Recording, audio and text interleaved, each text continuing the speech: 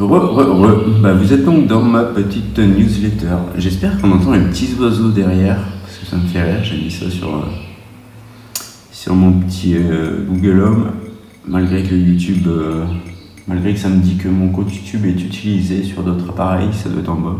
Malheureusement, voilà. YouTube est utilisé sur un programme. On l'entend, elle vient perturber mes vidéos, cette petite dame.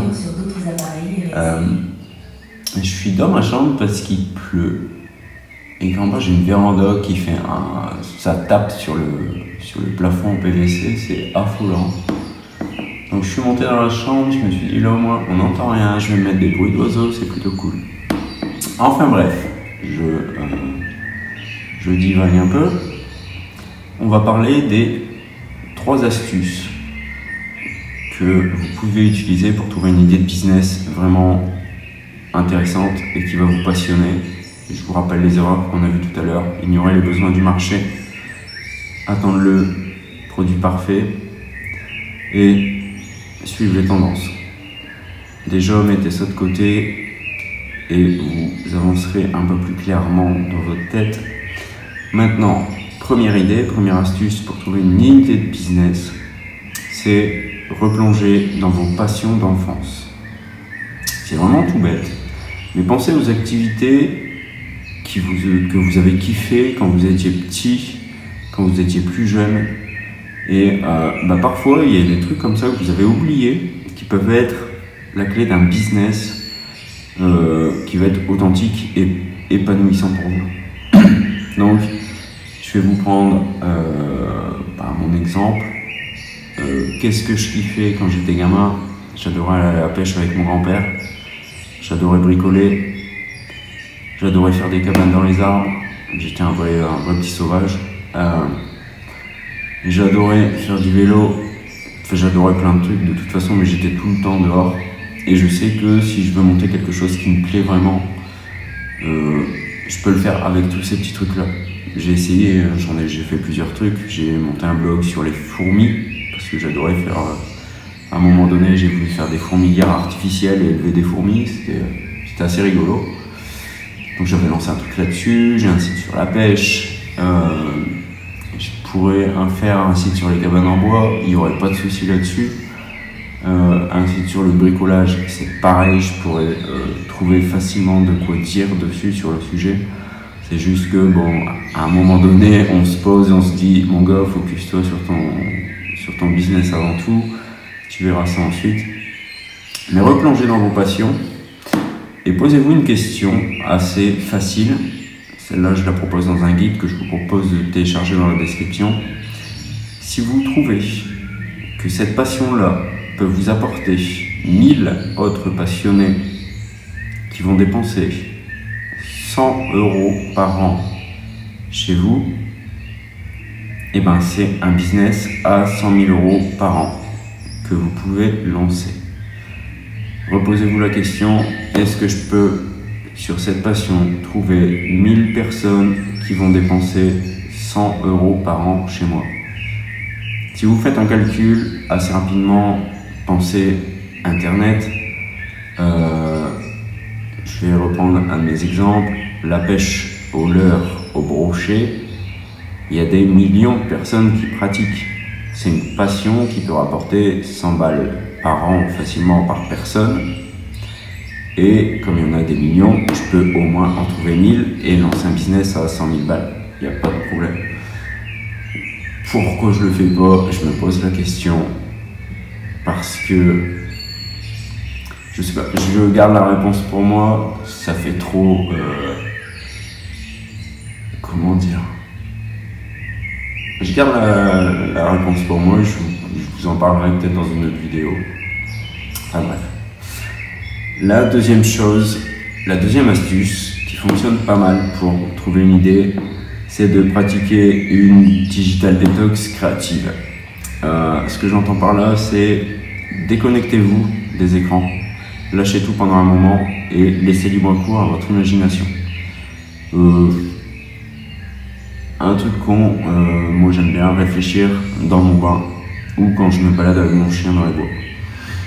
Mais pratiquez ça consciemment, déconnectez tout partez, allez vous promener et réfléchissez vraiment à des idées. Dites-vous juste que vous partez pour trouver une idée.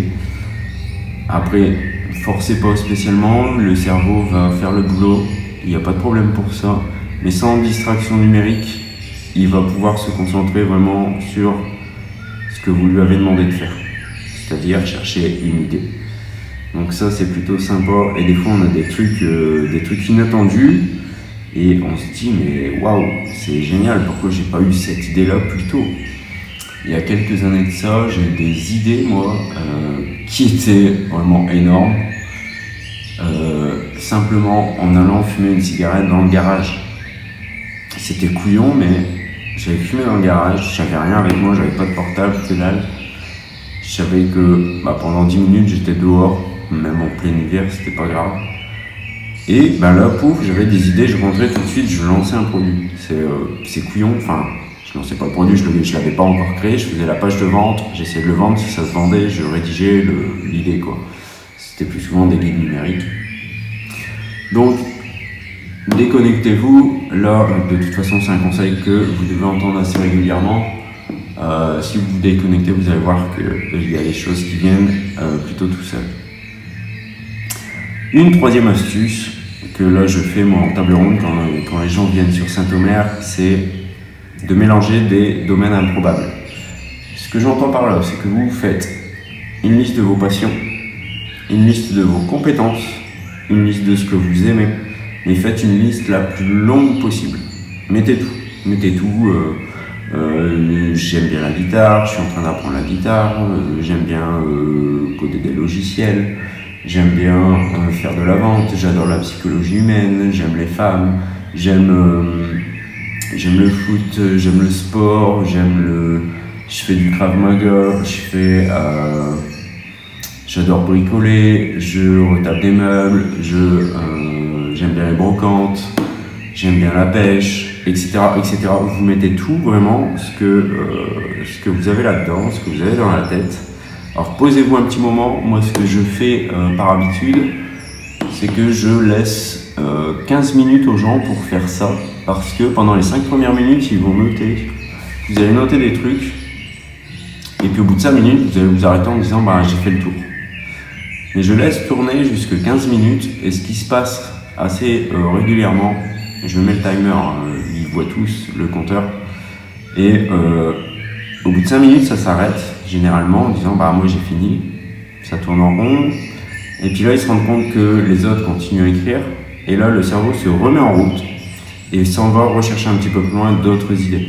Et là au bout de 15 minutes, bien souvent, tout le monde est encore en train d'écrire quand j'arrête le timer, parce que les idées sont revenues, et là ça fuse, ça n'arrête plus. Donc posez-vous 15 minutes, forcez-vous à le faire. Vous n'aurez pas forcément d'exemple à côté de vous qui est en train d'écrire et qui vous forcera à écrire, mais vous allez trouver des trucs. Une fois que vous avez cette liste-là, vous la parcourez et vous essayez de faire des associations sur 2 idées seulement. Mais prenez tout ce que vous pouvez, on s'en fout complètement, mais dites-vous, tiens, allez, la pêche, développement de logiciel, est-ce que je peux faire un logiciel sur la pêche? Le Krav Maga, la brocante par exemple, pour prendre des trucs vraiment très éloignés, est-ce que je peux faire un truc entre la brocante et le Krav Maga? Est-ce que je peux pas lancer une marketplace sur les sports, sur les arts martiaux? Est-ce que... ça c'est une idée. Mais vous allez voir, les idées viennent assez rapidement, parce que vous avez tout posé sur papier, vous avez tout couché sur le papier, et c'est plutôt facile de combiner des trucs. Moi, l'exemple, j'ai découvert ça il y a quelques années, et l'exemple en fait typique, c'est Elon Musk, qui était très bon en maths et en développement logiciel, et il adorait la finance. Il a créé PayPal. PayPal, tout le monde sait ce que c'est aujourd'hui. Il a fait des trucs de fou. Il adorait l'espace et pareil, toujours développer des choses. On connaît, je vais citer Tesla, où je suis en train de chercher le SpaceX. Elon Musk, c'est un mec en fait qui a plein d'idées et il s'amuse à combiner pour vraiment trouver des trucs qui sont vraiment à un autre niveau. Et ça, si vous savez le faire, si vous savez jouer à ça régulièrement, parce que là, je vous parle d'Elon Musk, mais je suis pas allé rechercher exactement les compétences qu'il avait combinées pour faire tout ça. J'étais tombé dessus, j'ai plus ça en tête. Mais c'est juste pour vous montrer à quel point ça peut vous faire passer à un niveau vraiment supérieur. Et après, on juge le bonhomme comme on veut. On peut le trouver bien ou pas bien, peu importe. Il a eu des idées, il bouge des choses et sa façon de penser, de combiner ses idées est vraiment géniale. Donc n'hésitez pas à faire cette liste et à essayer de combiner des idées, vous allez voir que vous trouverez des trucs. Maintenant, si vous avez une bonne idée, et là ça va être,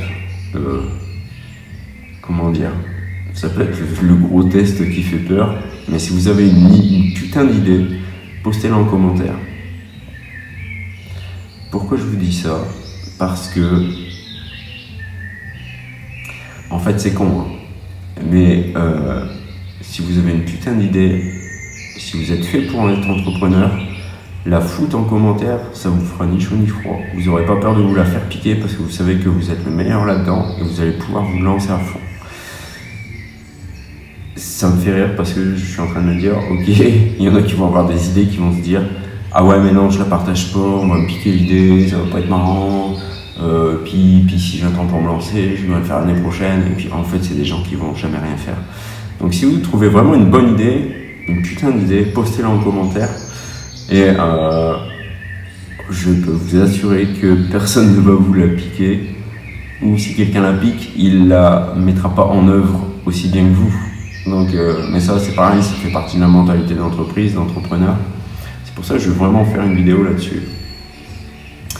Et bah voilà, j'attends votre commentaire.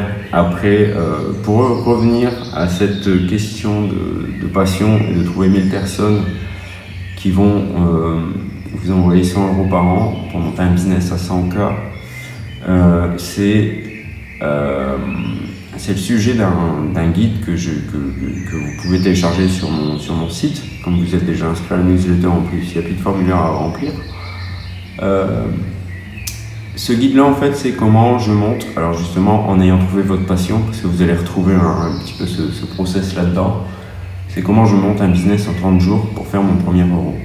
Parce que toute entreprise, même celles qui font des milliards aujourd'hui de chiffre d'affaires, celles qui sont cotées en bourse, elles ont toutes un point commun, elles ont commencé par faire 1 €. Et vous, votre objectif aujourd'hui, pendant 30 jours, si vous téléchargez le guide, que vous le mettez en place, c'est de faire 1 €. Une fois que vous aurez fait 1 €, vous allez voir dans le guide qu'on revient à ce principe de trouver 1000 personnes qui débourseraient 100 € pour monter un business à 100 000. Mais pour l'instant, on ne vise pas les 100 000, on vise juste le premier euro. Et une fois que vous savez faire le premier euro, la suite, elle est... Je vais pas dire c'est facile, simple, etc. Mais si vous savez comment vous avez fait votre premier euro, ça va être facile de faire le deuxième, le troisième. Le plus dur, c'est d'en faire un. D'en faire un et de vous dire, ok, j'ai réussi à le faire. Si je sais en faire un, je vais en faire 2, je vais en faire 10, je vais en faire 100, je vais en faire 1000, 10 000, 100 000.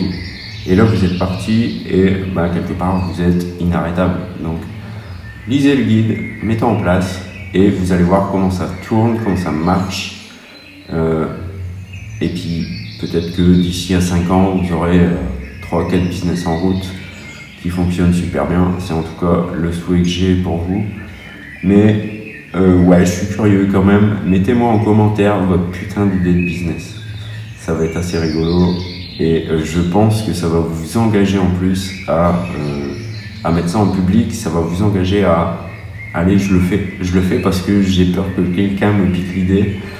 Donc je vais le faire avant. Donc téléchargez le guide et puis mettez-vous en action.